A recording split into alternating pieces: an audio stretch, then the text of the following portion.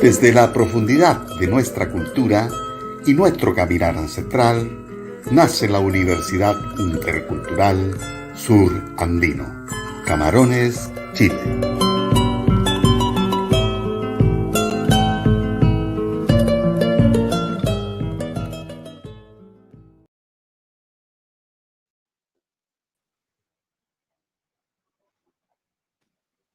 Hola, muy buenos días.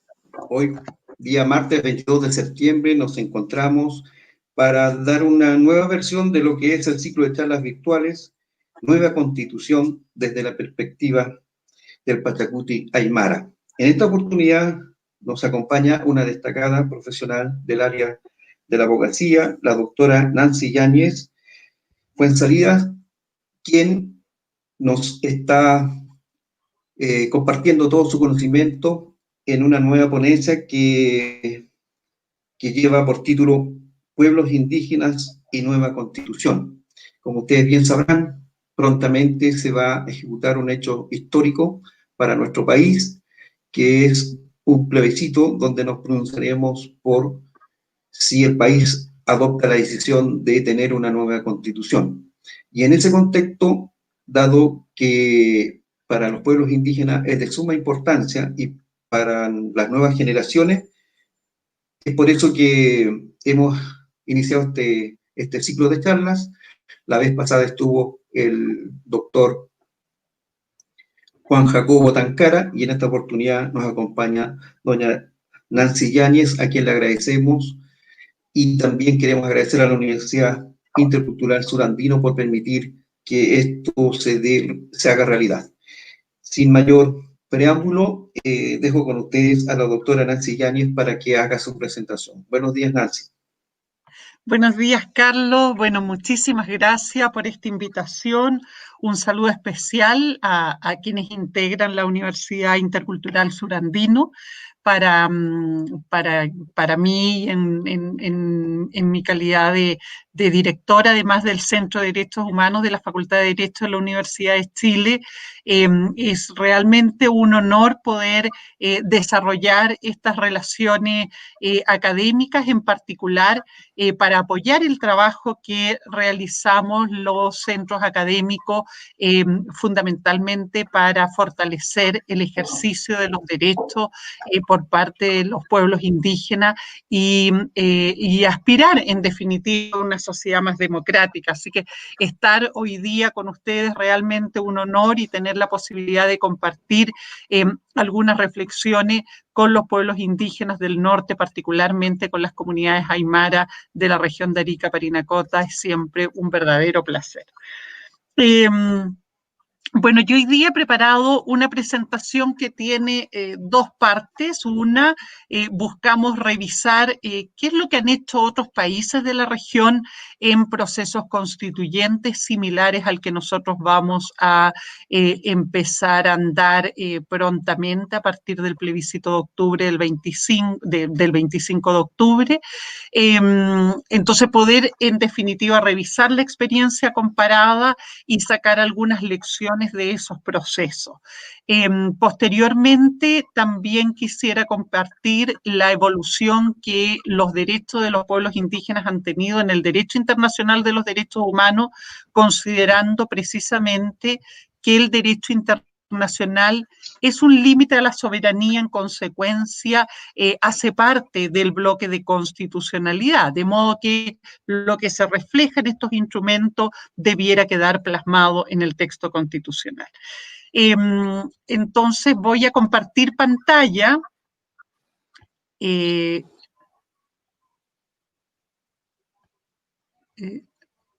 Espero que funcione, ok. Entonces,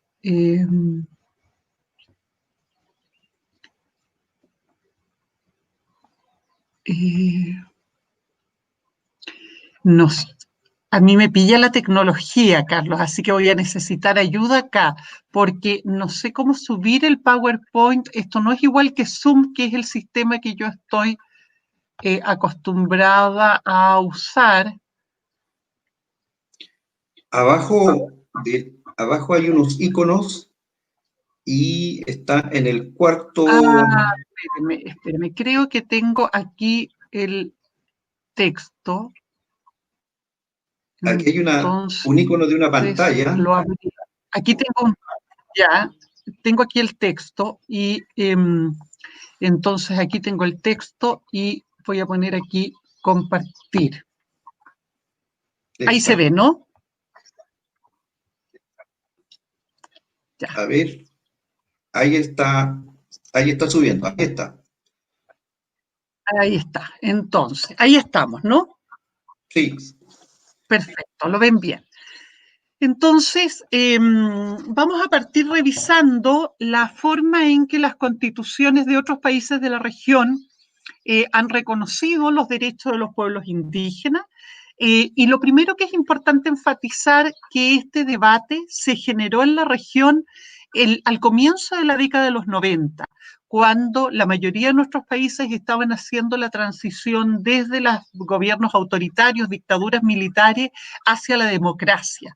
Y por lo tanto revisaron su pacto social y adoptaron nuevas constituciones en donde se buscó fundamentalmente fortalecer la institucionalidad que salvaguarda los derechos fundamentales que habían sido severamente vulnerados durante los procesos dictatoriales. La verdad que este proceso que se dio en todos los países de la región como un paso natural en el proceso de transición democrática no tuvo el mismo derrotero en nuestro país. Nosotros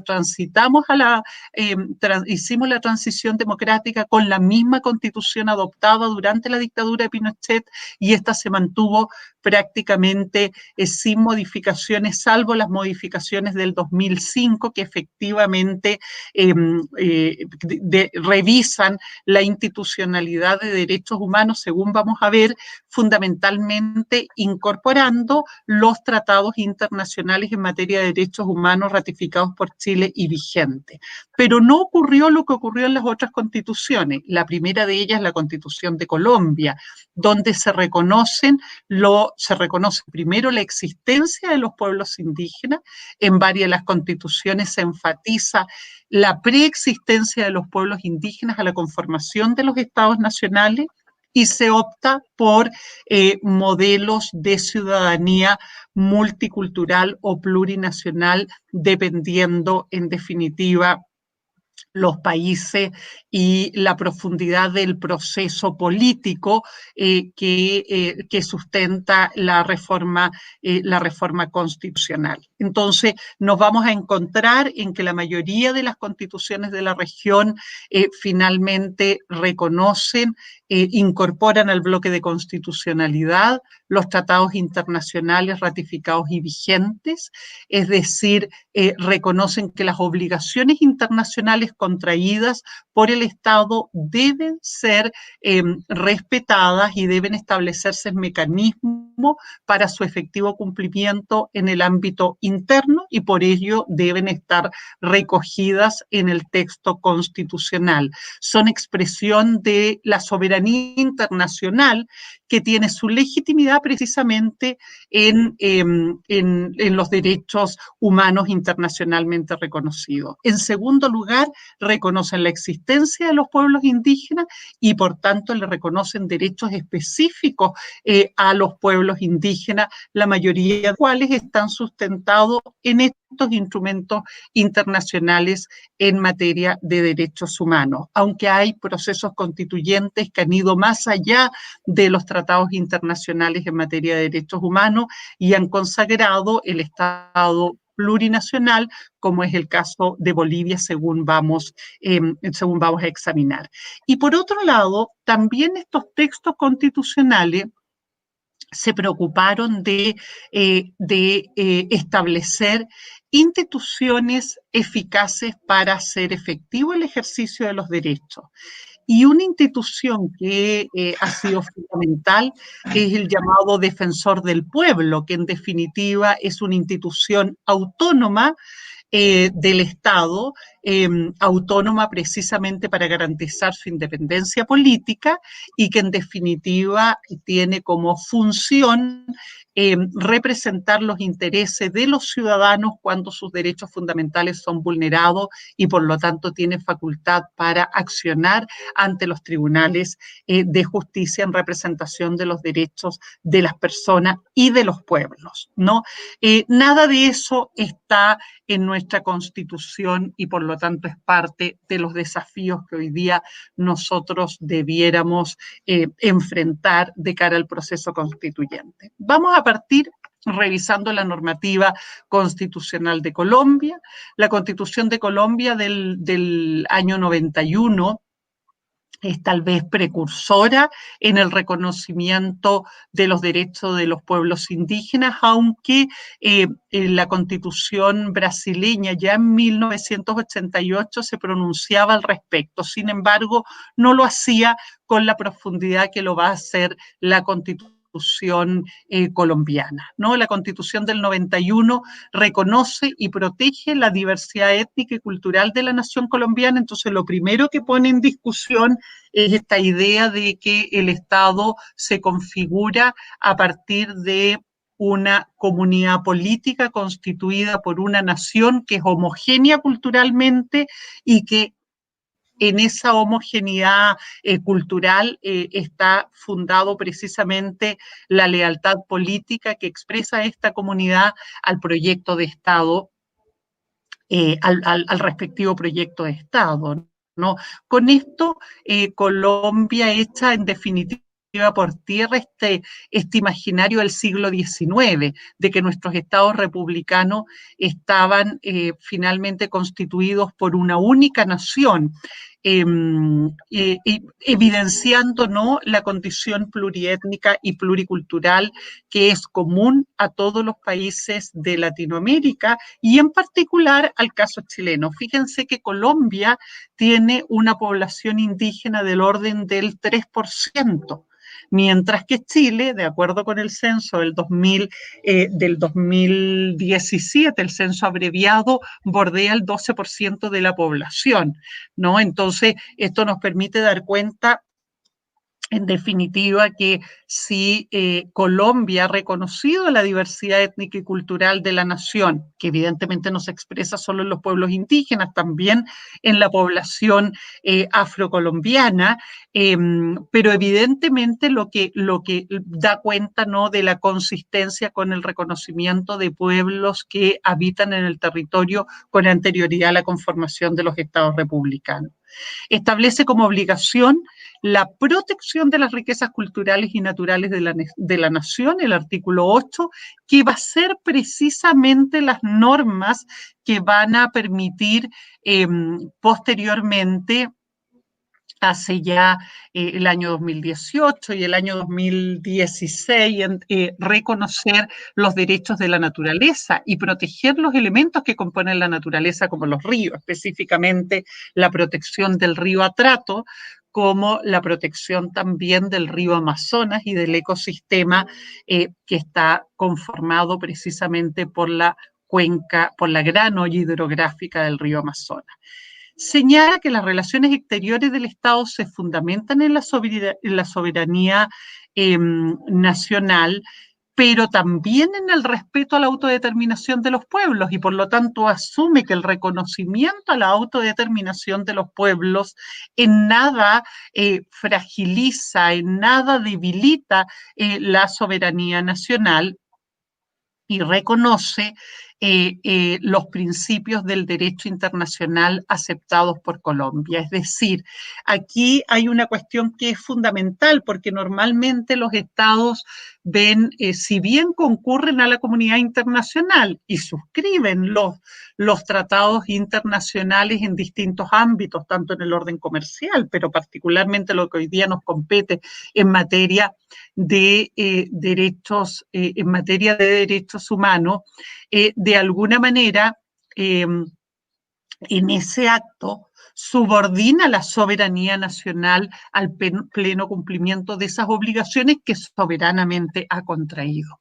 Pero al mismo tiempo, en el marco de los principios que regulan el derecho internacional, se compromete a salvaguardar el derecho de autodeterminación de todos los pueblos, que es un principio rector del derecho internacional, porque lo que busca es precisamente prevenir la colonización. La comunidad internacional repudia las relaciones coloniales porque entienden que éstas no se fundan en el principio fundamental de igualdad, de trato y de dignidad y derecho que se merecen todos los pueblos y todas las personas. Entonces, por eso que los pactos de derechos humanos, el Pacto de Derechos Civiles y Políticos y el Pacto de Derechos Económicos, Sociales y Culturales, en su artículo primero, reconocen el derecho de todos los pueblos a la autodeterminación como un principio rector del derecho internacional. Colombia manda que las autoridades indígenas pueden ejercer sus funciones jurisdiccionales dentro de su ámbito territorial. Entonces, esta Constitución reconoce la investidura de las autoridades tradicionales indígenas. Si pensamos en la realidad aymara, ¿no? La investidura de los yatire y otras autoridades tradicionales para ejercer las funciones que les son propias. Dentro de ella, la función jurisdiccional que es la que le permite resolver los conflictos que se generan en los territorios indígenas de conformidad con sus normas y procedimientos en la medida que no sean contrarias a la Constitución y las leyes de la República. Esto que está establecido en el artículo 246 de la Constitución colombiana es bien relevante, porque si nosotros lo ponemos en la realidad nuestra y particularmente en la realidad territorial del pueblo aymara, permite efectivamente darle vigencia, por ejemplo, a los mecanismos por medio de los cuales el pueblo aymara desde tiempos inmemoriales hasta la fecha distribuye el acceso al agua en los territorios y la forma a través de la cual hace rotación del recurso garantizando el pleno abastecimiento de aquellos que realizan efectivamente labores agrícolas, entendiendo que el recurso está en función de los intereses del colectivo y de sus miembros y no en función de intereses de personas individuales. Hoy día, cuando se ha impuesto el régimen privatista del Código de Agua, finalmente se han socavado las bases institucionales de una institución que es tremendamente equitativa y sustentable, como es la figura de la mita, ¿no? Que todavía se aplica en distintos pueblos precordilleranos en el territorio aymara, en Socoroma en particularmente, ¿no?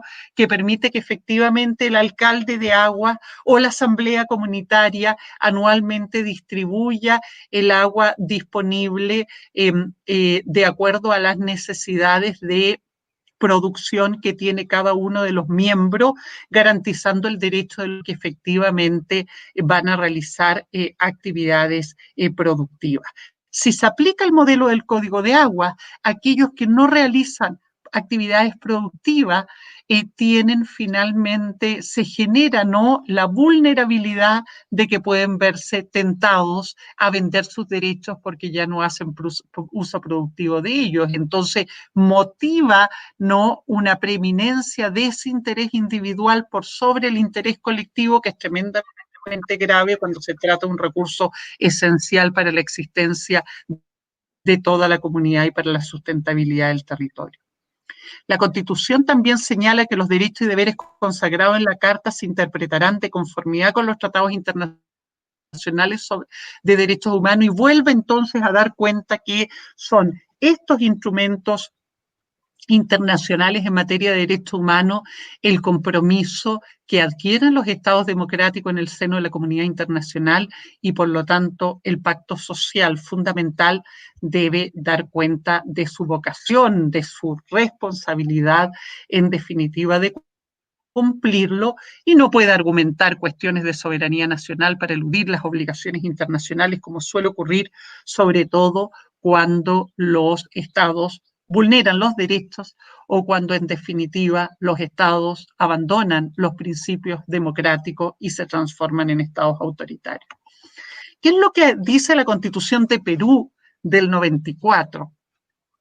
La Constitución de Perú reconoce la pluralidad étnica y cultural de la nación en el artículo 2, número 19, y establece el derecho a la identidad cultural de las comunidades campesinas y nativas, a su existencia legal, a su personería jurídica y su autonomía dentro de la ley. Y esto es relevante porque en el fondo lo que hace la Constitución es reconocer en definitiva que los procesos identitarios de las comunidades y por lo tanto también sus formas de organización y las formas en las que actúan válidamente en el mundo del derecho o en la deliberación política, es un derecho que le está garantizado en función de su propia existencia como comunidades indígenas, ¿no? La personería jurídica, en definitiva, no es un atributo que confiere el Estado, es un atributo que corresponde a las comunidades indígenas en su condición de precisamente de pueblos con derecho a la autodeterminación, ¿no? Y eso en definitiva lo que marca su particularidad respecto de otras organizaciones sociales. Los pueblos, en definitiva, los pueblos indígenas son sociedades con un proyecto histórico y civilizatorio propio que ha trascendido sus generaciones, que han trascendido procesos de subordinación y colonización, y que las comunidades tienen el firme propósito de transmitir a las que no hayan alcanzado la organización como Estado, en la medida que forman parte de estados independientes. Estos estados le deben garantizar la autonomía para que para que ese proyecto colectivo pueda efectivamente expresarse, desarrollarse y afianzarse, ¿no?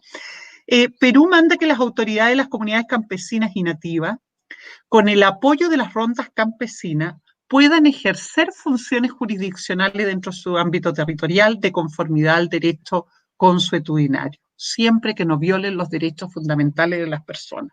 Y aquí hay varios aspectos interesantes, porque se suele, ya dábamos cuenta, ¿no?, en los distintos procesos de colonización y de subordinación que han vivido los pueblos indígenas a lo largo de la historia, evidentemente han sido despojados de distintos rasgos culturales.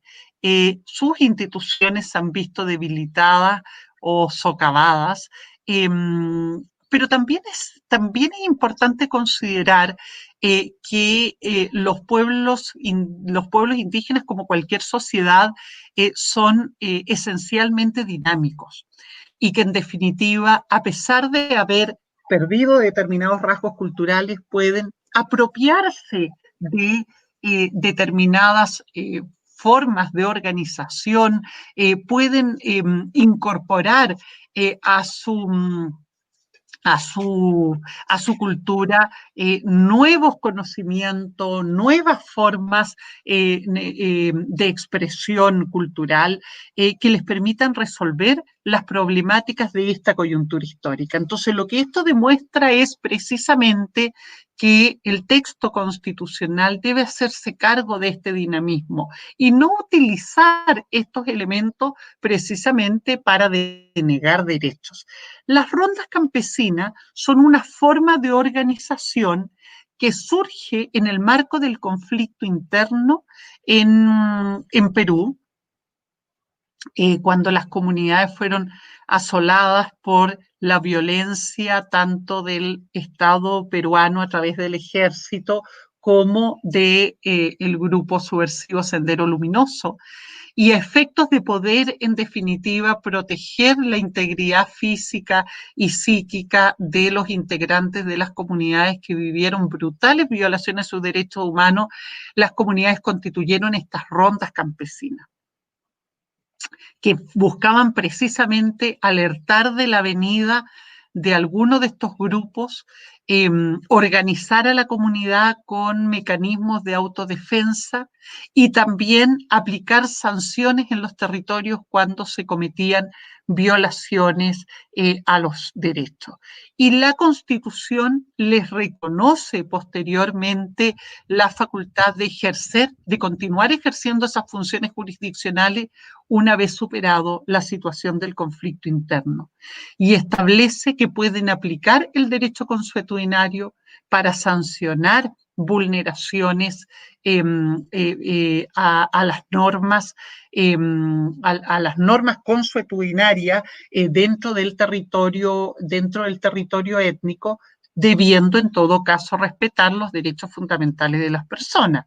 Eso significa, por ejemplo, que no pueden aplicar sanciones que constituyan tratos crueles, inhumanos y degradantes, y por lo tanto están proscritas las sanciones que puedan ser constitutivas de este tipo de trato, como por ejemplo la pena de muerte, los azotes u otros, que en definitiva pueden considerarse vulneratorios de los derechos humanos, como también las circunstancias de que el procedimiento no garantice un debido proceso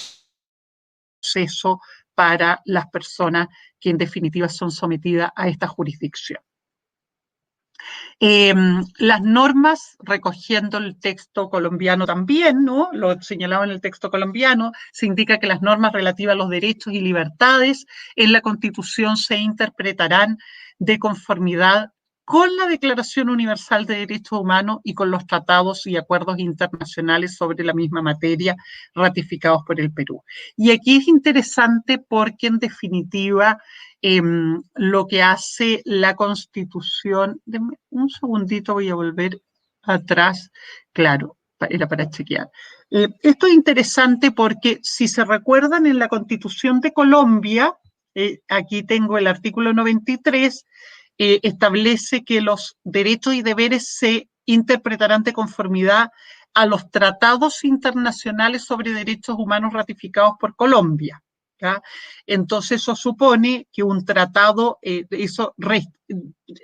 reconoce básicamente a los tratados, quedan fuera las declaraciones y otras fuentes de derecho internacional, como son los principios de derecho internacional que constituyen también fuente de derechos humanos y la costumbre internacional. Entonces, igual aquí Colombia tiene más bien una interpretación restringida, incorporando el bloque de constitucionalidad solo los tratados internacionales. Esto es importante porque nosotros, cuando debatamos el tema constituyente, tenemos que tener, mi propuesta es que efectivamente el bloque de constitucionalidad, en un Estado verdaderamente democrático que reconoce la supremacía constitucional de los derechos humanos, debiera ampliar el bloque de constitucionalidad a todas las fuentes de derechos, a todas las fuentes de derecho internacional, y en materia de derechos humanos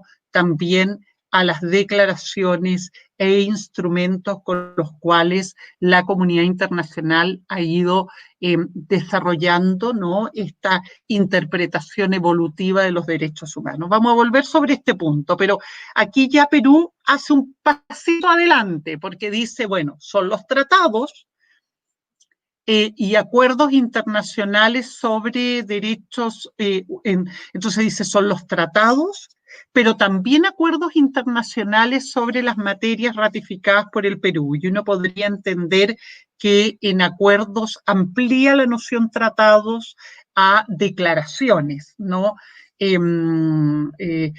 Pero podría también alguien decir que el acuerdo, acuerdos está usado como homologado a actos convencionales, es decir, a tratados, a instrumentos vinculantes, tratados o convenciones. Y el pasito adelante que hace es la Declaración Universal de Derechos Humanos, que forma parte del derecho consuetudinario internacional. La Declaración Universal de Derechos Humanos reconoce a través de sus articulados 30 derechos humanos internacionalmente reconocidos que involucran derechos civiles y políticos, derechos económicos, sociales y culturales, como el derecho a la seguridad social, el derecho al trabajo y al salario digno, el derecho a vivir en paz, ¿no? Conforme a los principios que regulan la comunidad internacional, además de los derechos a la vida, a la integridad física y psíquica, el debido proceso, entre muchos otros.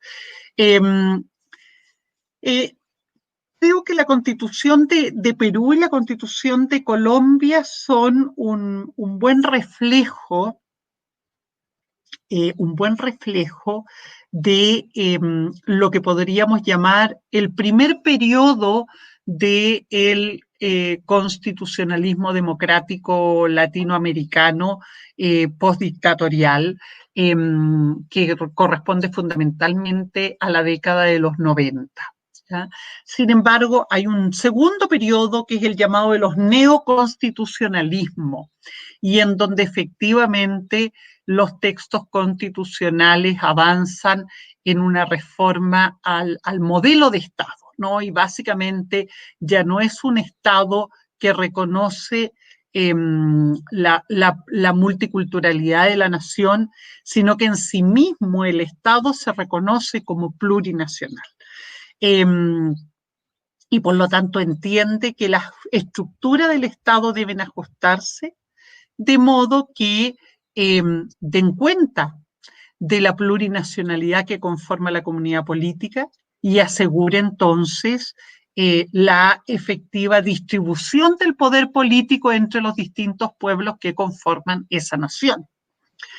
Entonces, pone efectivamente, hace al menos en el plano declarativo un énfasis en que el Estado es plurinacional. ¿Qué dice la Constitución del Ecuador del 2008? La Constitución del Ecuador del 2008 declara que Ecuador es un Estado constitucional de derechos, unitario, intercultural y plurinacional.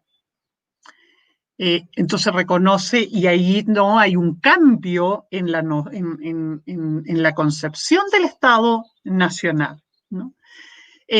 Reconoce, entre otros, los derechos que tienen los pueblos a mantener, desarrollar y fortalecer libremente su identidad, su sentido de pertenencia, las tradiciones ancestrales y las formas de organización social, cuestión que es fundamental porque las formas de organización social es la forma como, en definitiva, los pueblos ejercen el gobierno propio en los territorios. Y si la plurinacionalidad tiene que ver con cómo el Estado distribuye el poder político, la cuestión entonces central es de qué modo estas organizaciones sociales van a acceder a mayores cuotas de poder en la organización del Estado, a conservar y desarrollar sus propias formas de convivencia y organización social y de generación y ejercicio de la autoridad en sus territorios legalmente reconocidos y tierras comunitarias de posesión ancestral, a crear, desarrollar y aplicar su derecho propio o derecho consuetudinario. Entonces, se reconoce las autoridades tradicionales, las formas de organización, se garantiza el ejercicio de dicha autoridad en los territorios comunitarios de posesión ancestral, se incorpora la concepción posesión y no la concepción de propiedad, precisamente recogiendo lo que establece el convenio 169, y es que los pueblos indígenas tienen derecho de propiedad y o posesión sobre las tierras que ocupan de tiempo inmemoriales, de modo que no es necesario que tengan un título de dominio reconocido por el Estado. La ocupación inmemorial es la base de la posesión indígena, ¿no?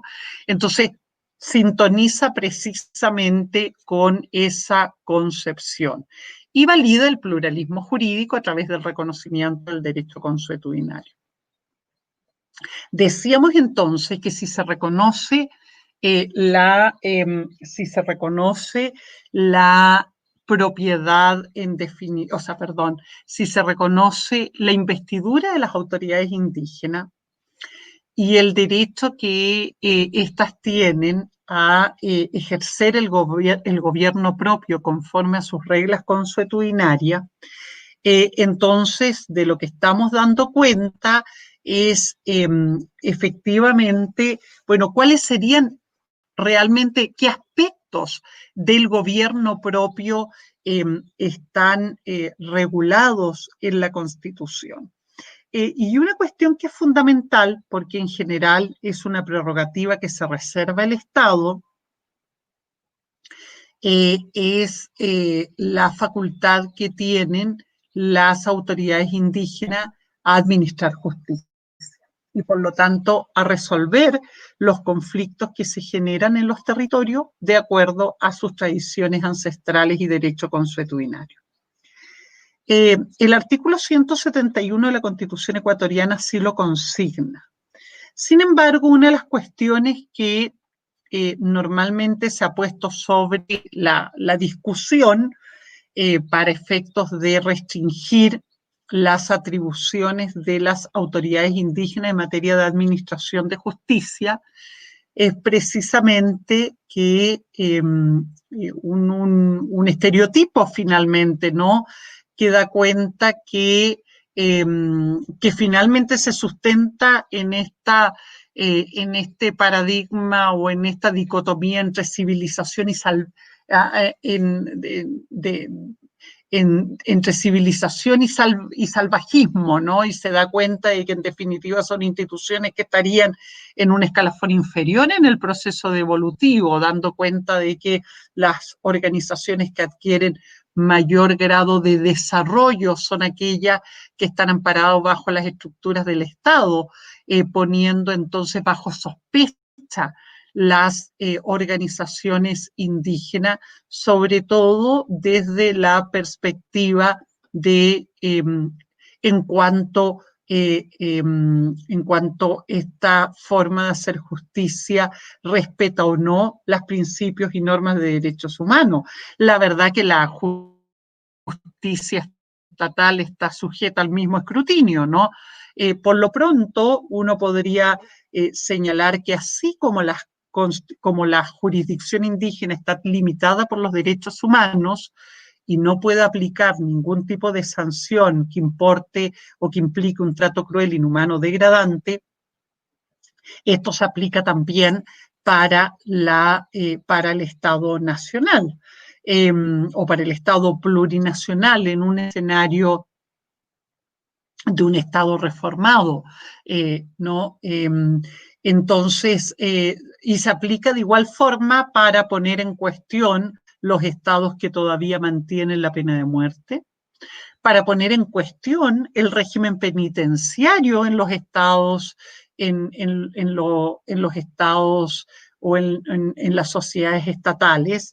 De hecho, hoy día, y sobre todo en el contexto de la pandemia, que debe en evidencia, ¿no?, las condiciones de hacinamiento que se viven en los centros penitenciarios, en donde evidentemente no se están salvaguardando los derechos humanos, el uso abusivo de la prisión preventiva, las condiciones de hacinamiento, la falta de condiciones mínimas de higiene y salubridad que ponen sin lugar a duda en cuestión la dignidad de las personas que están bajo custodia del Estado cumpliendo penas de cárcel.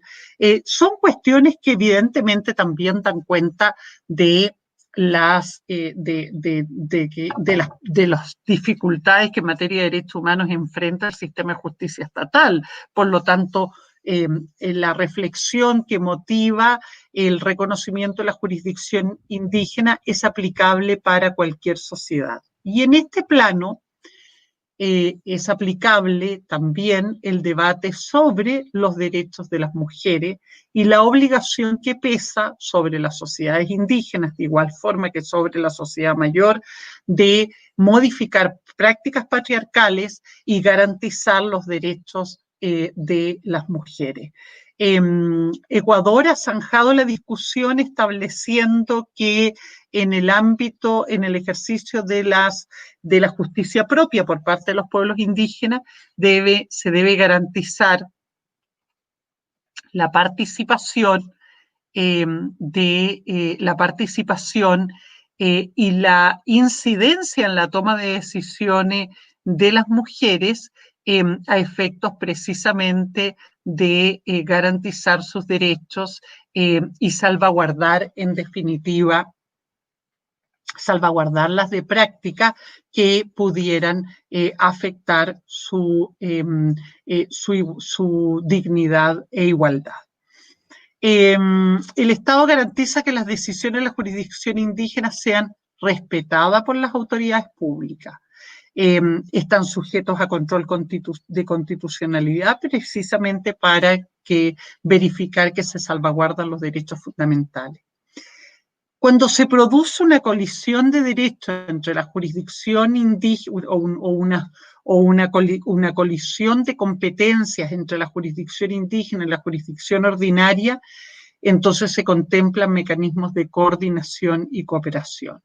Sin embargo, estos mecanismos de coordinación y cooperación deben, en definitiva, fundarse en el principio de autodeterminación, así como en la igualdad de trato a todos los pueblos indígenas, que es el principio rector en materia de derecho internacional. Vamos a ver, al analizar la Constitución de Bolivia, que las leyes de coordinación jurisdiccional fueron precisamente la herramienta que debilitó las jurisdicciones indígenas. Entonces, es muy importante que los mecanismos de coordinación y cooperación entre la jurisdicción indígena y la jurisdicción ordinaria se den precisamente en el marco del respeto de este principio estructurante de autonomía e igualdad de trato.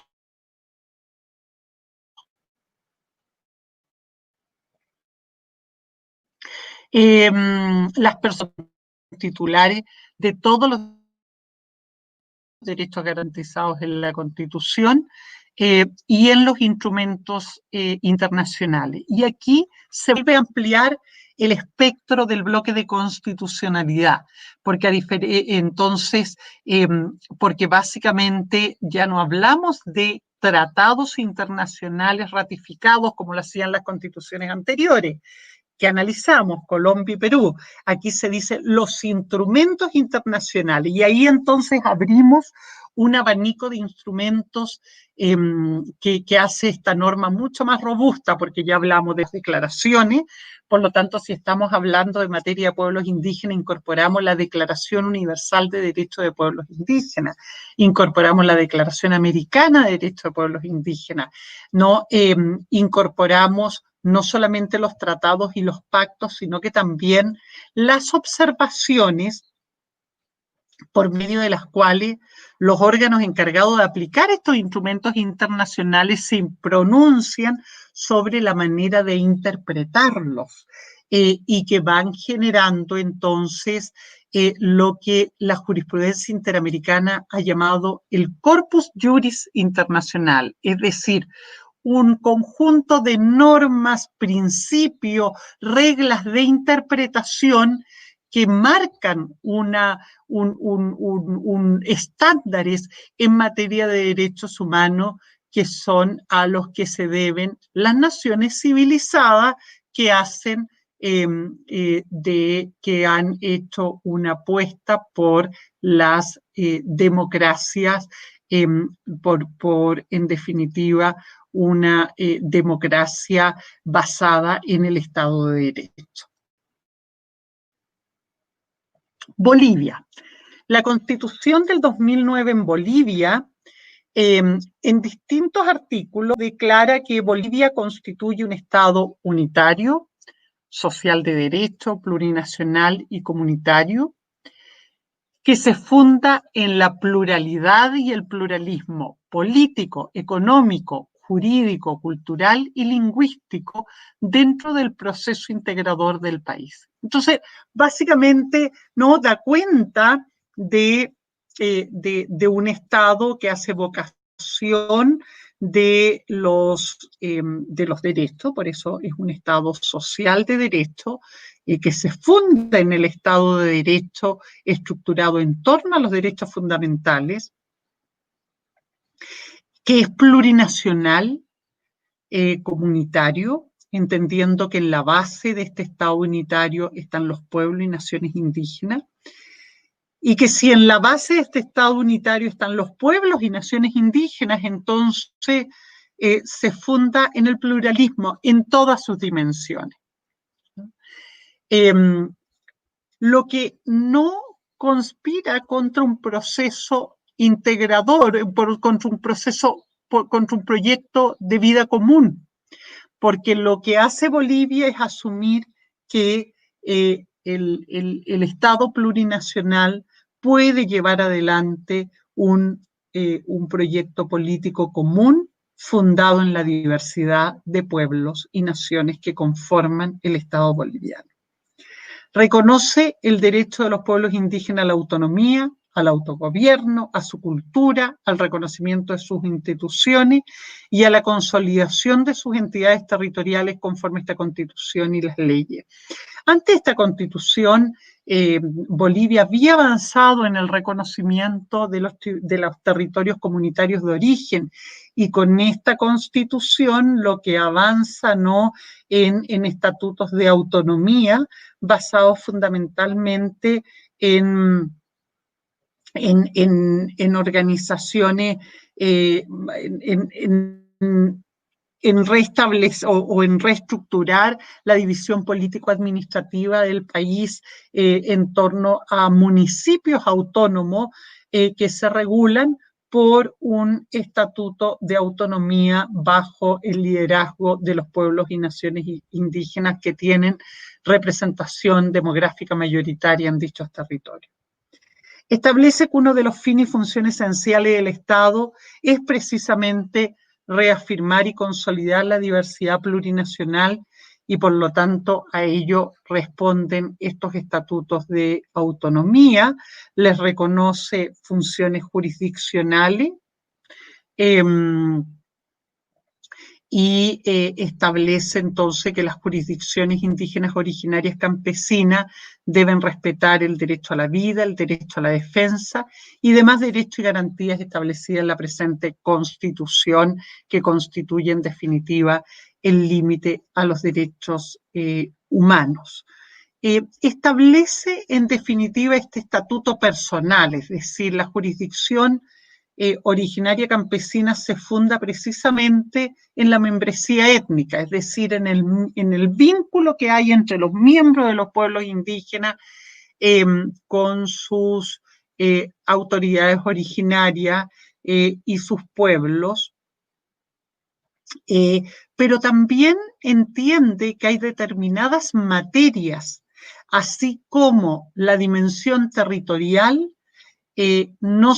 también permite el ejercicio de la jurisdicción indígena. Dicho de otra forma, están sometidos a la jurisdicción indígena no solo los miembros de los pueblos indígenas, estatuto personal, sino que también ciertas materias que son relevantes para los pueblos indígenas y por lo tanto personas no indígenas podrían ser sometidas a la jurisdicción indígena, porque las materias en las cuales las materias a las que refieren los conflictos en que se han visto involucrados corresponden a la competencia de las comunidades indígenas, o por porque se encuentran dentro de los territorios indígenas y por lo tanto también sometidos a la jurisdicción territorial de las autoridades. Están sujetos a esta jurisdicción los miembros de la nación o pueblo indígena, originario campesino, sea que actúen como actores o demandados, denunciantes o querellantes, denunciados o imputados, recurrentes o recurridos.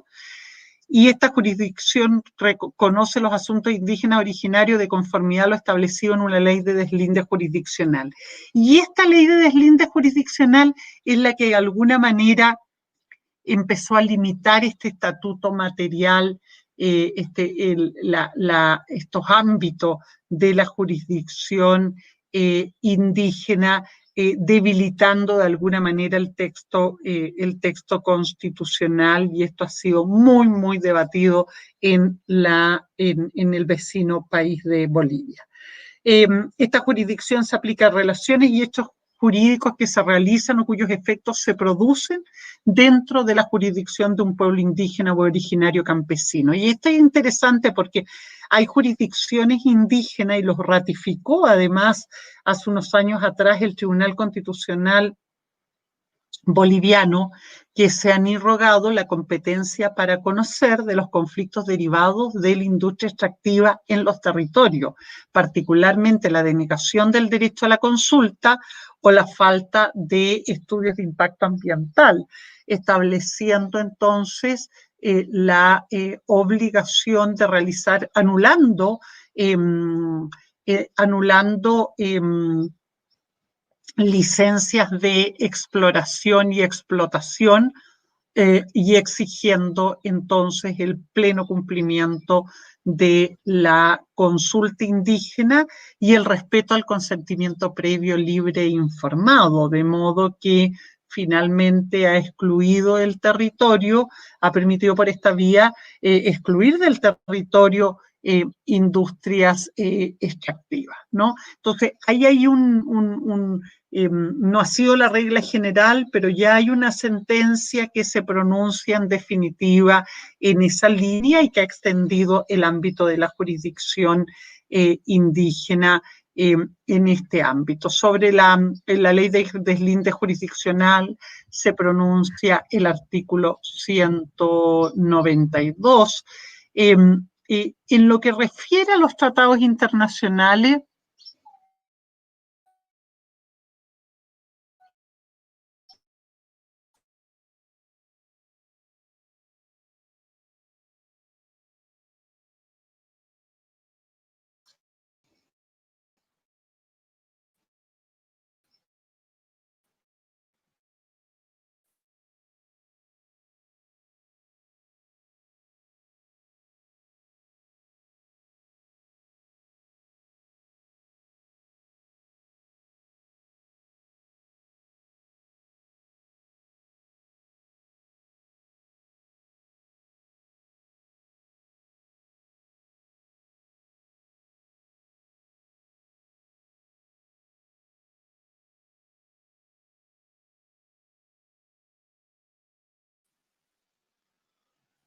Hola, ¿algo pasó?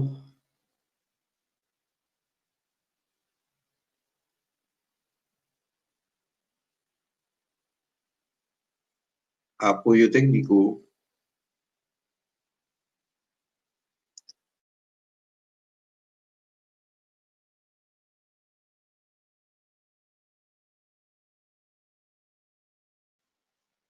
Bueno, al parecer tenemos una complicación con la señal y así es que estamos haciendo los ajustes para que vuelva a retomar la presentación que estaba haciendo la doctora Nancy Yáñez.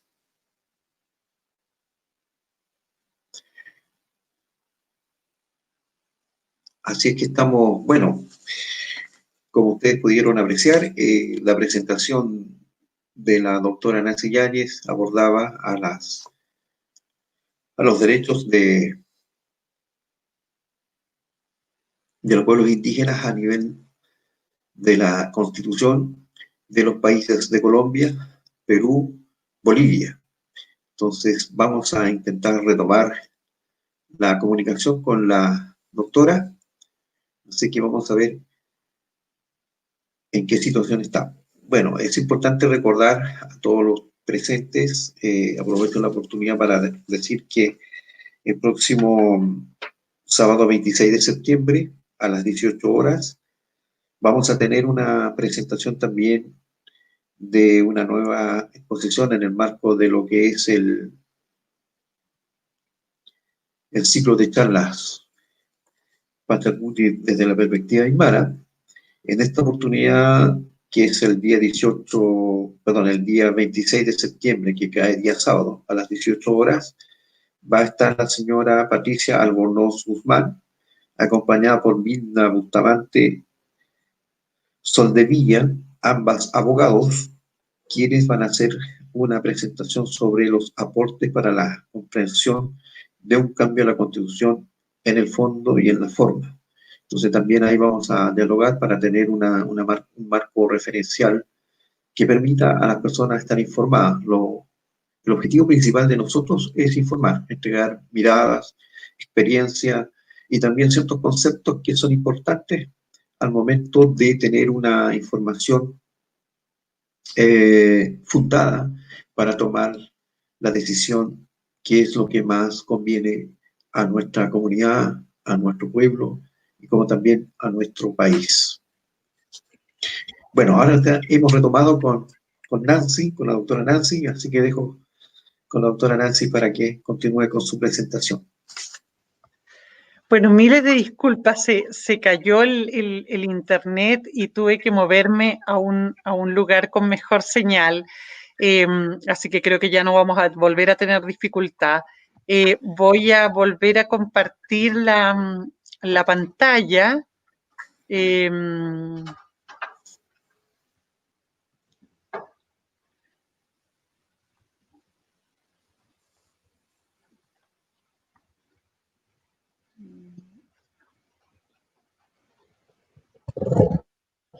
Segundo.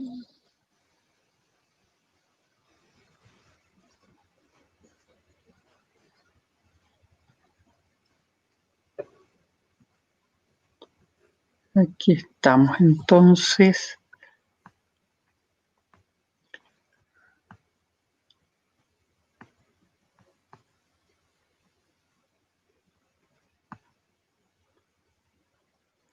Estamos, ¿no?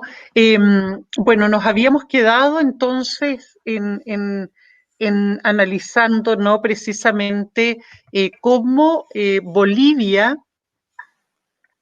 recoge entonces esta mirada más amplia del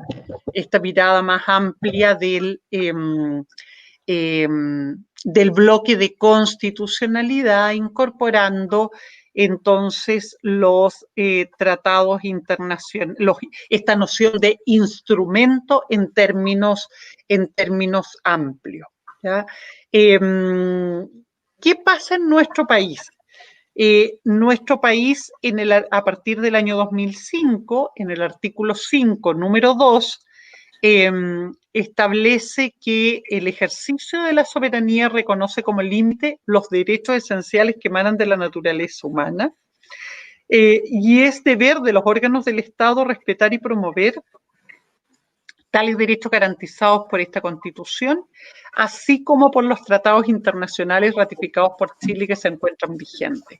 Y esta es una norma que ha sido, es una norma que establece la obligación, restringe efectivamente el bloque de constitucionalidad a los tratados internacionales ratificados por Chile, y que en un nuevo texto constitucional no solamente debiera ampliarse a todos los instrumentos, a todas las fuentes de derecho internacional, los instrumentos, normas sin principio, sino que es muy importante que la redacción no deje márgenes a la interpretación, porque hay quienes sostienen que esto no forma parte del bloque que el derecho internacional no forma parte del bloque de constitucionalidad, y que por lo tanto los órganos, el Poder Judicial no está obligado en el ámbito interno a aplicar estas normas internacionales, ni menos la interpretación que hacen los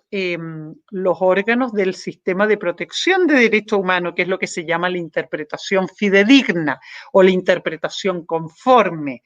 Entonces, claro que es muy clave, uno, porque por la evolución que han tenido estos instrumentos, y para que efectivamente la Constitución esté a la altura del dinamismo que los instrumentos tienen en materia de derechos humanos, y que se va generando precisamente por la adopción de nuevas normas y principios, por el establecimiento de una interpretación evolutiva, etcétera.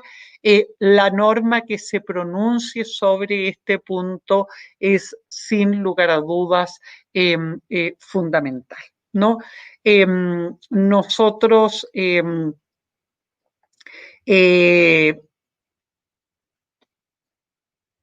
la mayoría de los países de la región ya vimos los derechos humanos reconocidos en instrumentos internacionales, se incorpora a nuestro ordenamiento jurídico con rango supraconstitucional, constitucional o de interpretación, o como complemento de los derechos fundamentales reconocidos en la Constitución. Entonces, estos son algunos de los elementos a considerar, ¿no? ¿Cómo vamos a concebir los derechos humanos reconocidos en instrumentos internacionales? ¿Cómo vamos a traer a nuestra Constitución los derechos humanos reconocidos en instrumentos internacionales suscritos por los estados? ¿Cómo lo vamos a incorporar? ¿Con qué rango jurídico lo vamos a incorporar? Y van a ser incorporados como completando el decálogo de derechos, como marco de interpretación. Son parte de las cuestiones que debemos resolver y que en nuestro caso me parece que debieran ir en la línea efectivamente de garantizar, de tener la institucionalidad lo más robusta posible.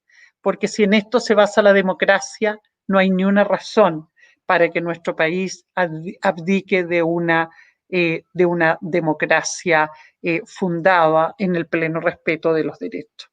En Chile han habido intentos por reconocer constitucionalmente a los pueblos indígenas y finalmente no hemos avanzado en ello. El único artículo de estas distintas propuestas que finalmente ha sido aprobado es que Chile es una indivisible, pero finalmente la diversidad étnica no fue aprobada.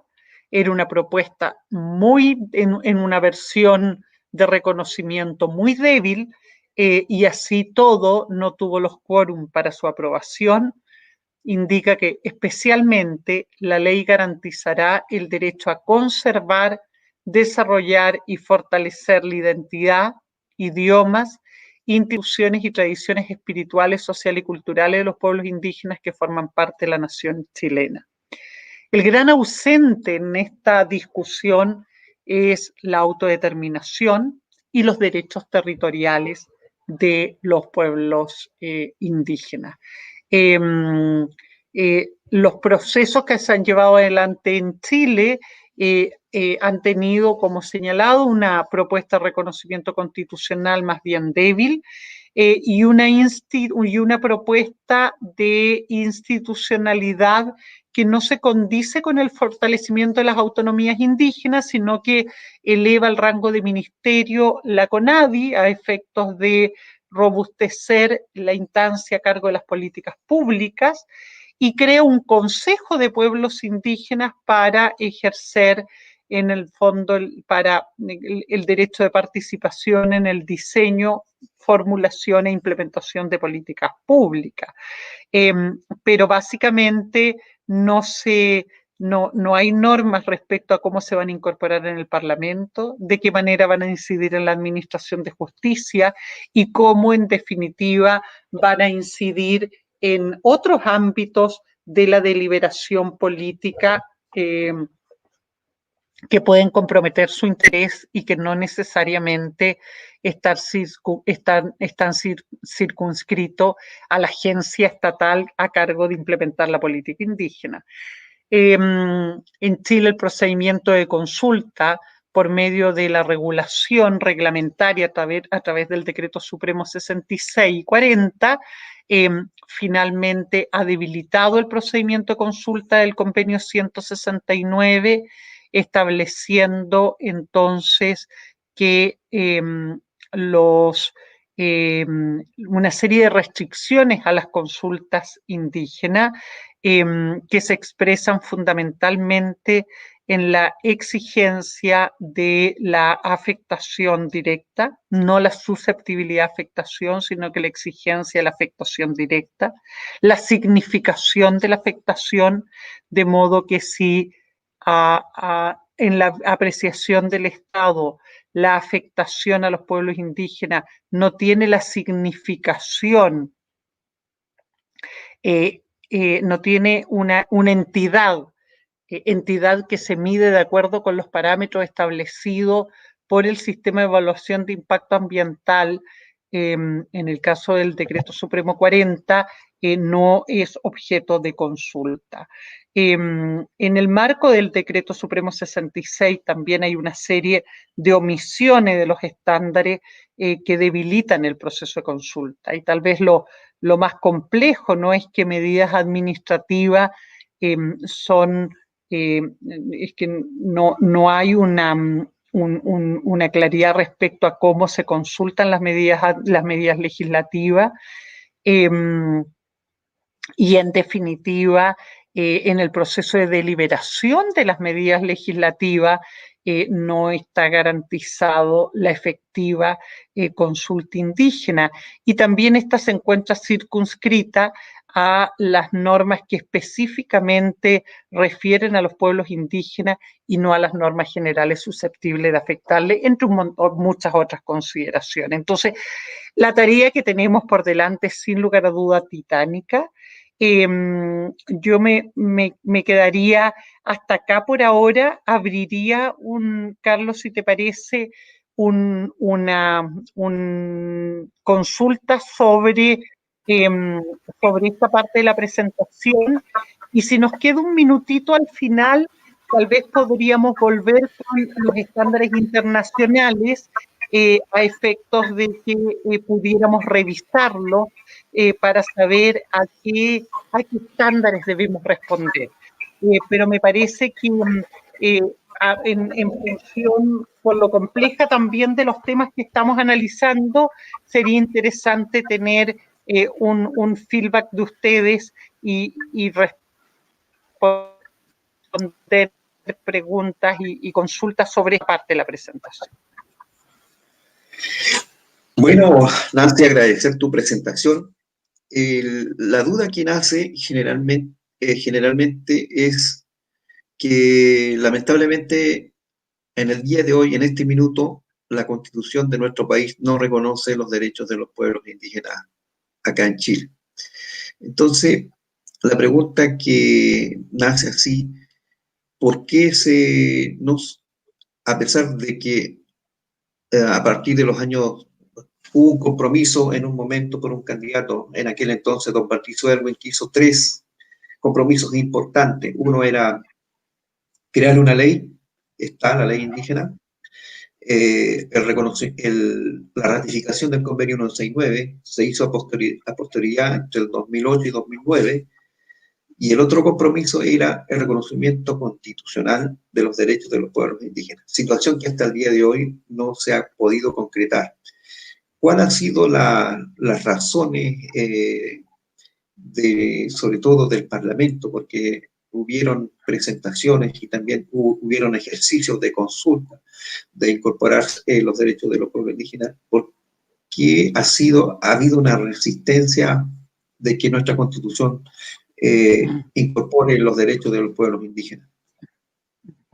Bueno, yo creo que en primer lugar, evidentemente existe una resistencia política, no cabe ninguna duda que ha habido una una resistencia de un país extremadamente centralista y con un modelo presidencial y centralista que arrastra desde el inicio de la República y que en definitiva ha concentrado el poder político y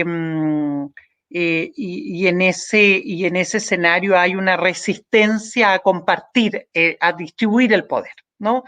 Una clara resistencia a distribuir el poder. Ahora, la verdad que hay ciertas cuestiones estructurales que hacen muy difícil una reforma constitucional en Chile que permita el reconocimiento efectivo de los pueblos indígenas. Por lo pronto, los quórum para responder al reconocimiento constitucional son extremadamente altos. Fíjate que la votación de la propuesta de enero del 2006 fue rechazada porque obtuvo 75 votos a favor y 20 abstenciones. O sea, estamos viendo cómo en definitiva una minoría finalmente restringe la aspiración, frustra la aspiración de reconocimiento de los pueblos indígenas, porque la constitución autoritaria, esa que queremos reformar,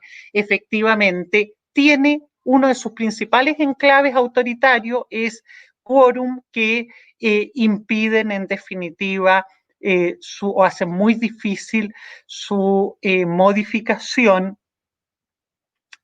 su reforma, y en las cuales además deja instaurado, ¿no?, en la representación parlamentaria un sistema binominal que establece entonces un mecanismo de control de las fuerzas políticas que en definitiva impiden estos cambios, ¿no? Entonces, hoy día la cuestión de cómo va a quedar estructurado el Parlamento, las normas que en definitiva permiten la representación parlamentaria, la democratización por vía de democratizar también la representación territorial.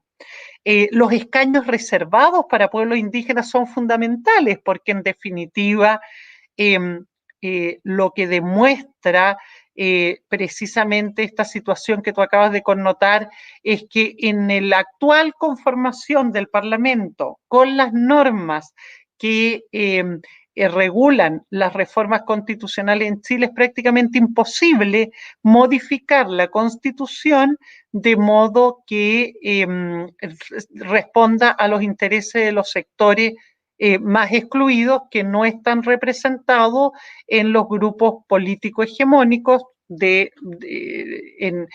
que son los que hoy día copan los escaños parlamentarios, ¿no? Entonces, ahí hay una primera cuestión que es fundamental. Entonces, va a ser clave la posibilidad de que la Asamblea Constituyente, y yo creo que debemos empezar a hablar de Asamblea Constituyente independiente de que el poder constituido le haya puesto el nombre de Convención Constituyente, porque una Asamblea Constituyente con representantes elegidos directamente y con escaños reservados para pueblos indígenas, con conformación paritaria, debiera de alguna manera modificar el estado de cosas que en la actualidad son las que han conspirado por cambios en la estructura democrática del país y que han perpetuado los privilegios, no solo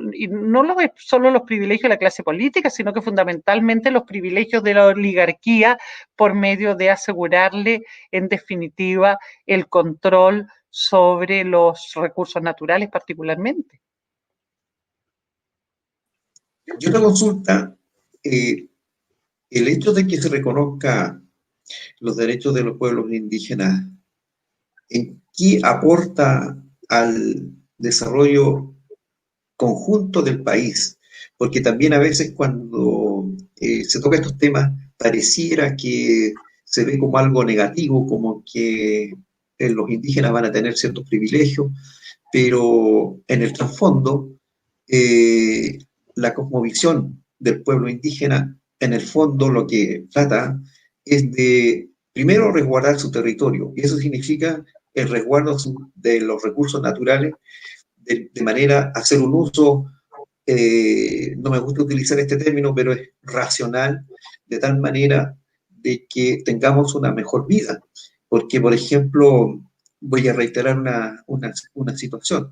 Nosotros nos preocupamos mucho de consumir, y en ciertas circunstancias los elementos básicos que nos da vida, como es el aire, el agua, los alimentos, los proporciona la naturaleza, es decir, la madre tierra. Y resulta que nosotros los seres humanos la dañamos, justamente alguien que nos proporciona elementos para vivir. Entonces, cuando uno tiene esta aspiración de que se reconozca en nuestra Carta Magna los derechos de los pueblos indígenas, un elemento tiene que ver con el territorio y el respeto a la naturaleza. Entonces, no sería, es decir, a la sociedad chilena en su conjunto, que el reconocer los derechos de los pueblos indígenas también contribuye al desarrollo de nuestro propio país. O sea, no cabe ninguna duda, ¿no? Las civilizaciones indígenas han hoy, si un primer elemento que es fundamental en este punto es dar cuenta de que efectivamente los pueblos indígenas en la actual coyuntura histórica son quienes han salvaguardado la biodiversidad del planeta, ¿no? Para empezar la conversación, digamos, del aporte que han hecho las civilizaciones indígenas al desarrollo de la humanidad, ¿no? Hoy día cuando las cifras dan cuenta de una desaparición abismal de la biodiversidad, la poca que queda ya en los territorios indígenas y esta salvaguarda por las prácticas de protección que tienen en definitiva los pueblos indígenas. Ahora, estas prácticas, así como las prácticas culturales en general de los pueblos indígenas, constituyen un patrimonio de la humanidad y así ha sido concebido por todo el sistema internacional, en particular la Declaración de Naciones Unidas sobre el patrimonio cultural reconoce que es que la protección de los pueblos indígenas es una cuestión de interés mundial. Asegurar la diversidad cultural del planeta constituye, sin lugar a duda, una preocupación planetaria porque se entiende que aporta finalmente a la riqueza, ¿no?, de la humanidad. La riqueza de la humanidad está dada precisamente por la diversidad de sus culturas. Y tanto es así que uno de los mayores crímenes de la humanidad es precisamente la pérdida de las culturas, ¿no? Las políticas que finalmente buscan exterminar las culturas originarias, buscan debilitar estas realidades sociales, constituyen etnocidio y están absolutamente prohibidas, como está prohibido el genocidio y la esclavitud. O sea, son crímenes contra la humanidad. Y son crímenes contra la humanidad porque no existe ninguna razón para desconocer, en definitiva, la importancia que tienen para el desarrollo de la humanidad. Y cuando hablamos en estos términos es porque entendemos que además el desarrollo no es solamente la acumulación de riqueza, porque cuando en definitiva se entiende el desarrollo como acumulación de riqueza, entonces los estados y las sociedades levantan un paradigma que es en el fondo que carece de todo sustento ético, jurídico y que políticamente debe ser claramente cuestionado, que en el fondo señalan, bueno, los pueblos indígenas conspiran contra el desarrollo porque se aprovechan, porque en el fondo no ponen en presión la riqueza que finalmente genera el crecimiento, ¿no? Y hoy día lo que está en discusión evidentemente es, lo que está en discusión a propósito del debate constitucional es precisamente esa forma de pensar, ese pensamiento está en discusión, porque lo que ha hecho la Constitución del 80 es instalar ese pensamiento en la sociedad chilena, más que en cualquier otra parte del mundo. Y el resultado de esto es que Chile está dentro de los 10 países más inequitativos del planeta. O sea, lo que ha hecho finalmente Chile con este pensamiento es garantizar que un 1% de la población se apropie de la riqueza de todos y que lo haga bajo un modelo que no tiene mecanismos de distribución de esa riqueza y de ese bienestar que asegure en definitiva todas las personas, ¿no? Las condiciones mínimas de vida digna en igualdad y derecho. Entonces, la brecha que hoy día tenemos nosotros en nuestro país, en educación, en salud, es parte de ese modelo. Entonces, cuando se dice, mire, resulta que los pueblos indígenas no están siendo solidarios con los chilenos porque no ponen los bienes, no ponen la naturaleza a disposición de ese modelo, me parece que evidentemente eso no se sostiene, sino que por el contrario, yo creo que hoy día mayoritariamente la población entiende que en las sociedades indígenas hay mucho que aprender respecto a cómo utilizar de manera más equitativa, de manera más solidaria los bienes comunes. Y si uno mira las expresiones de protesta social durante el estallido social, ve mucho más empatía con ese discurso que la empatía con el discurso que condena en definitiva a los pueblos indígenas por no autoinmolarse en favor de la mayoría de la población, ¿no? De hecho, las banderas que uno podía ver en las manifestaciones era la bandera mapuche, la huipala, el rey Miro Rapanui, ¿no?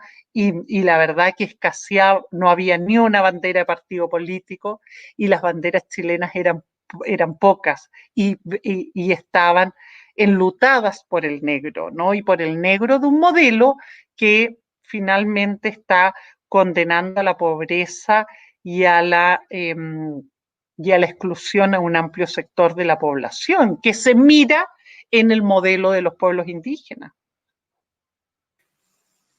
La última reflexión, desde la cosmovisión andina, existe, voy a nombrar a 3 principios. Uno es la relacionalidad, o sea, decir, todo está relacionado, todos dependemos de alguna u otra manera, de alguna otra medida, ya sea entre personas, con la naturaleza o con lo que vayamos creando nosotros mismos. Hay complementariedad entre lo opuesto y también está el tema de la búsqueda permanente de la armonía. Entonces, usted como conocedora del tema del derecho internacional, convendrá conmigo que en más de 25 años, muchos dirigentes indígenas de varios países de Sudamérica principalmente, han desarrollado una diplomacia internacional para conquistar los derechos a nivel internacional. Así nace el convenio 169 de la OIT, la Declaración de las Naciones Unidas sobre los Derechos de los Pueblos Indígenas. Entonces, en esa perspectiva, el mensaje que yo quisiera dar, y si tú compartes conmigo, que los pueblos indígenas no están en contra de otro miembro de nuestro país, sino que queremos desde la perspectiva de salvaguardar principalmente la naturaleza propiamente tal, que es la madre tierra y todo lo que conlleva consigo, es de tener una armonía entre todos quienes vivimos en este país. Y entonces por eso la conquista de estos derechos no significa que se vaya a contrarrestar los otros derechos que legítimamente también lo tienen otros grupos que conforman nuestro país. No cabe ninguna duda. Yo creo que hay varios elementos en tu reflexión que son importantes de considerar. El primero de ellos es que efectivamente los pueblos indígenas han levantado sus derechos en el ámbito internacional, en el marco que ofrecen los derechos humanos internacionalmente reconocidos.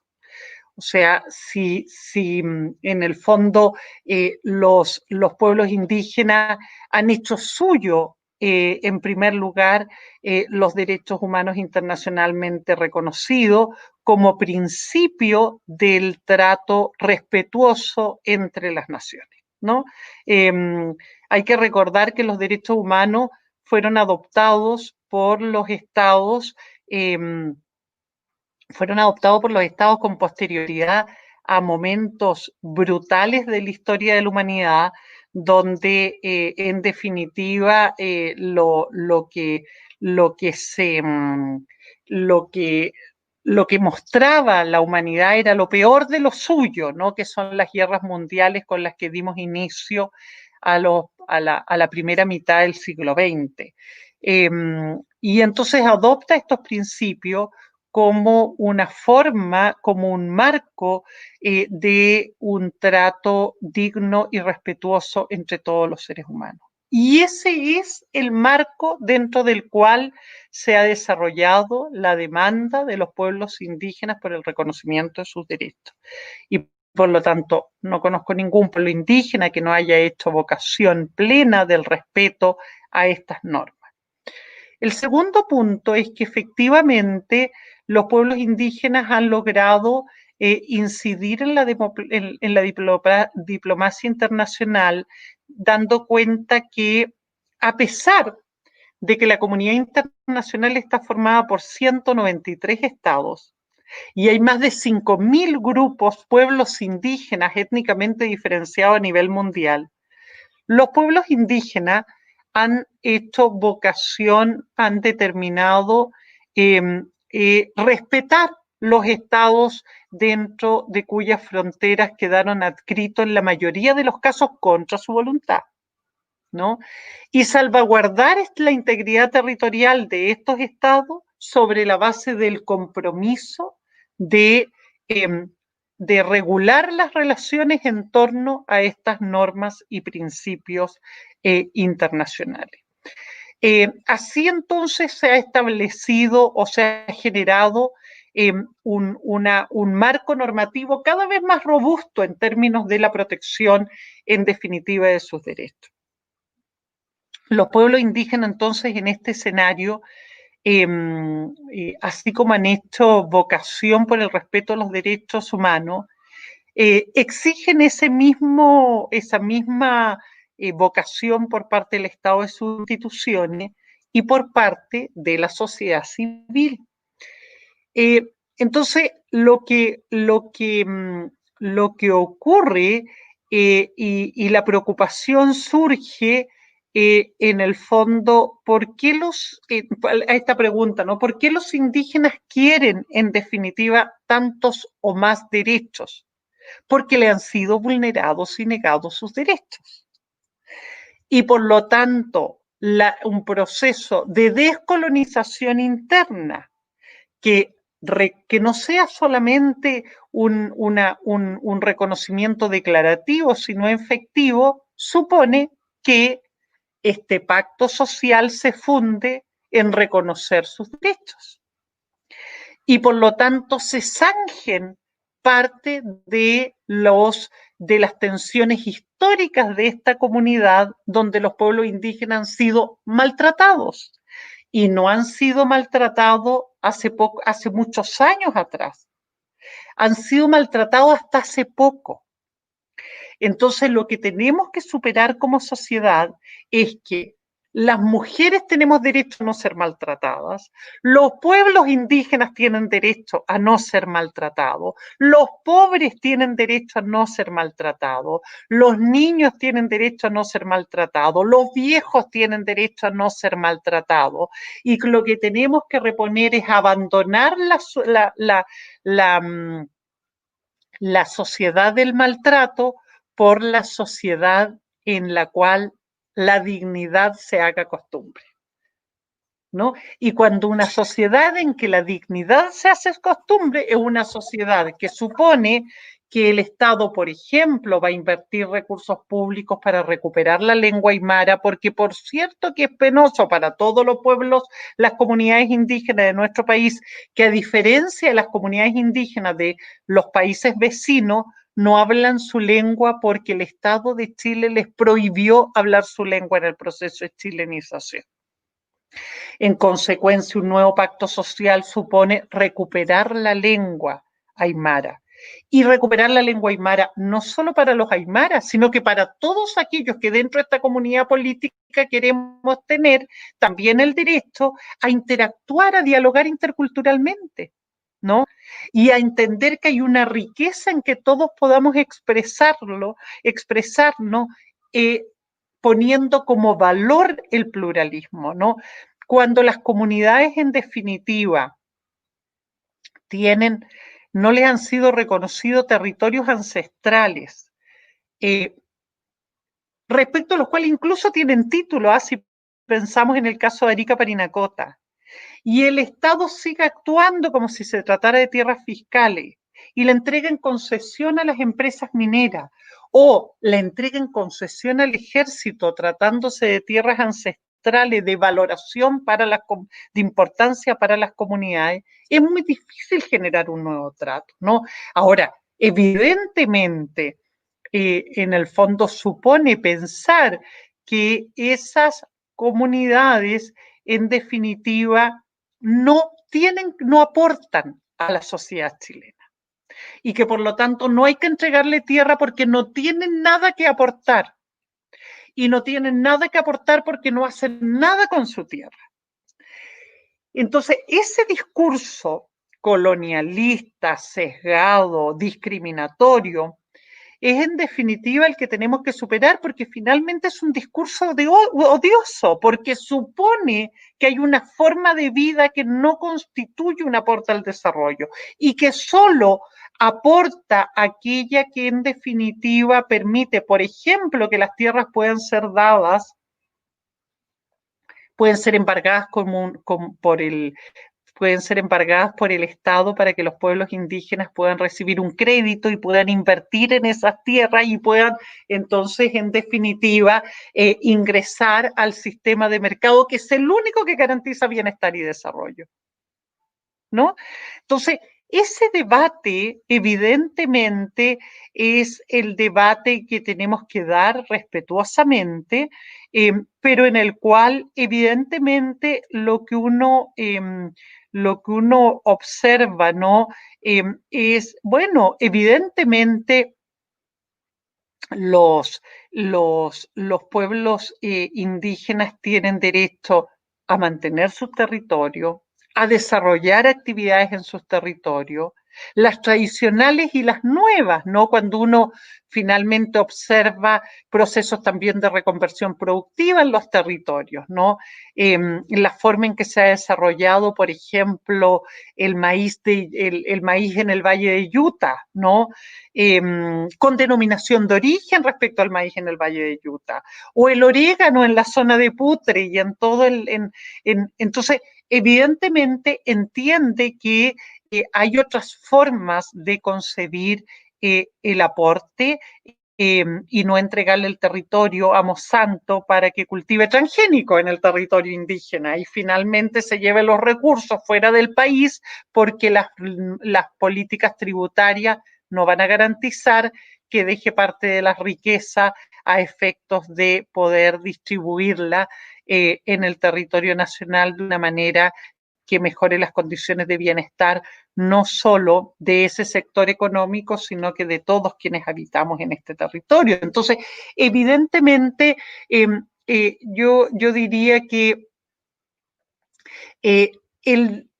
la demanda de los pueblos indígenas respecto a sus tierras, la demanda de los pueblos indígenas a zanjar deudas históricas, no es la causa de las tensiones interétnicas en el país.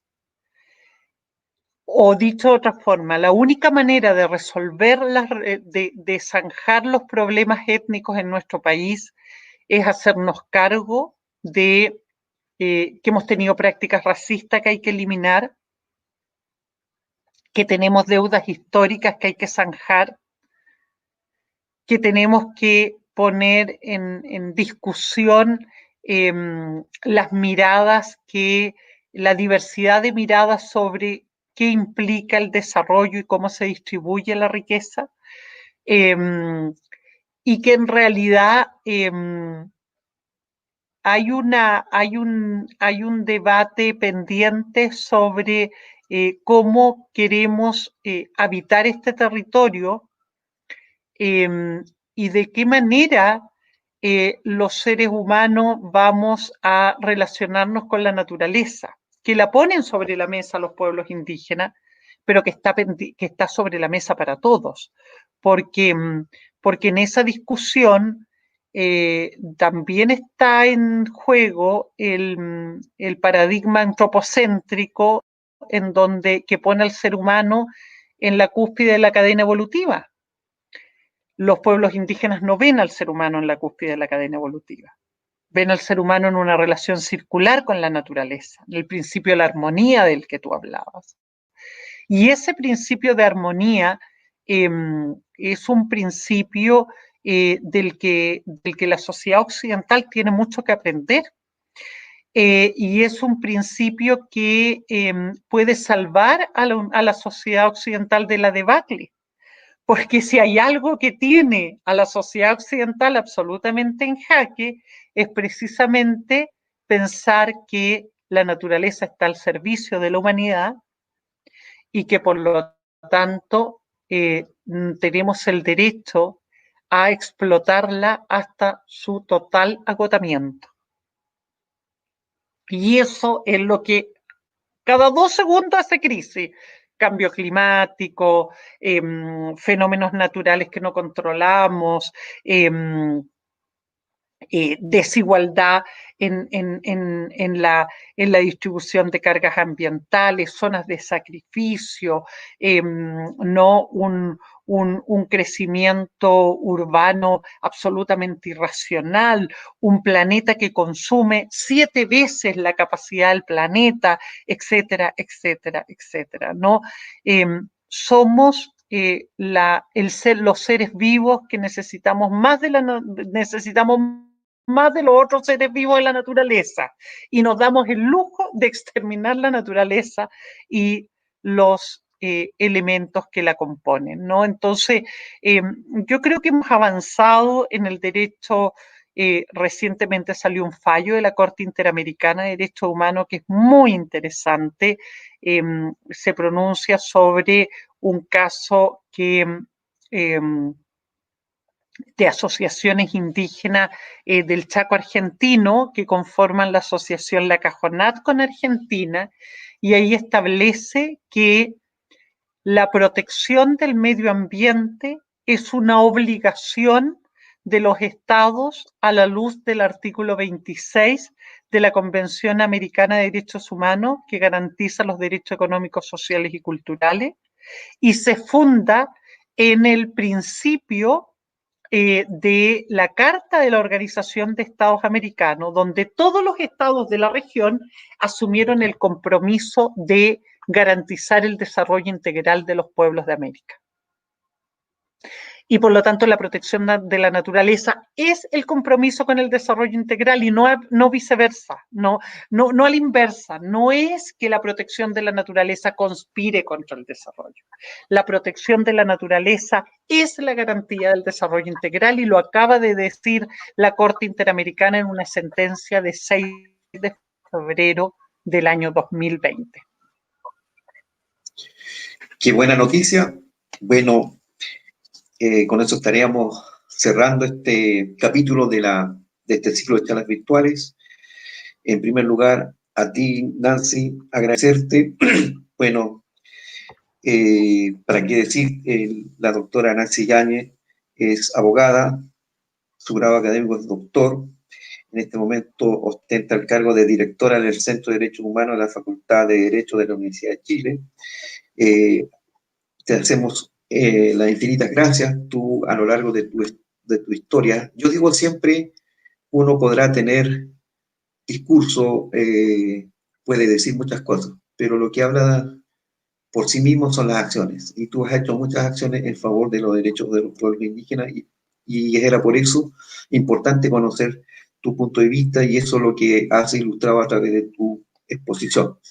Así que unos 30 segundos para tu despedida, tus últimas palabras. Esperemos tenerte prontamente también en otro capítulo para ir viendo cómo vamos avanzando en esta lucha permanente por respetar o, en otras cosas, recuperar los derechos de los pueblos indígenas. Bueno, muchísimas gracias, Carlos, por la invitación y yo creo que estamos viviendo una oportunidad histórica. Se nos ha abierto una ventanita democrática, tal vez no es lo suficientemente amplia, no es una puerta ancha y abierta, tal vez en la que, como la que no hubiéramos querido, pero es evidente que ha sido el pueblo de Chile, los pueblos indígenas, las organizaciones sociales, el movimiento feminista, quienes han logrado abrir esta ventana democrática para deliberar por primera vez en nuestro país sobre el pacto social que queremos que regule nuestras vidas. Y me parece que es una oportunidad que no debemos desechar. Los contornos el marco de esta puerta puede ser, así como parecía una ventana, estábamos contra una pared y parecía que esta ventana no se iba a abrir nunca, dibujamos esta ventana a partir del 18 de octubre del año recién pasado y podemos transformar esta ventana en la puerta grande y ancha que queremos para transitar por las grandes alamedas. Un país libre, democrático y plurinacional. Entonces, creo que tenemos que hacer el esfuerzo de encontrar de usar esta oportunidad. Creo que es una oportunidad que nos debemos como chilenos y es precisamente la oportunidad que nos va a permitir un diálogo político respetuoso en donde debieran estar representados todos los sectores de la sociedad chilena y apostar entonces por una constitución efectivamente democrática. Esto no ha ocurrido nunca en la historia de Chile y por lo mismo creo que es un momento histórico fundamental para este diálogo político intercultural. Así que yo espero que podamos seguir conversando. Es el momento en que debemos estar atentos a discutir, a conversar, a plantear, a estar presentes, a generar la discusión constituyente no se agota en la Asamblea Constituyente, no se agota en el diálogo entre las personas que nos van a representar en esa instancia. Debemos colmar el momento político de debates, de discusión y visibilizarlas a través de los distintos canales que estoy segura se van a ir abriendo durante este proceso, si es que nosotros queremos que así sea. Así que mi llamado es a participar, mi llamado es a estar en colaboración, en contacto, a ser solidarios en nuestros tiempos y en nuestros pensamientos y bueno, a su disposición y muchas gracias a todos ustedes por haberme invitado y por haber participado de esta conversación. Bueno, reiterar el agradecimiento a la doctora Nancy Yáñez por esta exposición en este marco de un ciclo de charlas virtuales. Realmente muy agradecido por tu tiempo. Eres una persona que está muy ocupada y el hecho que te hayas dado un tiempo para ilustrarnos de mucha información que es importante y relevante, acudiendo al mensaje que tú dices, de que debemos participar porque es una oportunidad histórica y trascendental, no solamente para nosotros como indígenas, sino también para el país. Y tenemos que tener claro que nosotros podemos ser un aporte respetando las demás visiones y también los otros grupos que componen nuestro país. Así que muchas gracias, doctora Nancy Yáñez, de parte de nosotros, de la Universidad Intercultural Surandino, y también informar a quienes nos están viendo que la próxima charla va a ser el día sábado 26 de septiembre a las 18 horas. En aquella oportunidad nos acompañará doña Patricia Albornoz y doña Minda Bustamante. Ellas expondrán aportes para la comprensión de un cambio a la Constitución en el fondo y en la forma. Así es que, doctora Nancy Yáñez, muchas gracias, un abrazo y reiterarte el agradecimiento porque realmente ha sido bien expedito poder haberme contactado contigo después de hace tiempo que no lo teníamos. Así que muchas gracias y también muchas gracias a todos los quienes nos han escuchado y visto a través de la plataforma de la Universidad Intercultural Surandino. Muchas gracias. Hasta el próximo sábado 26 de septiembre a las 18 horas. Gracias. Chao, muchas gracias. Que estén muy bien. Gracias.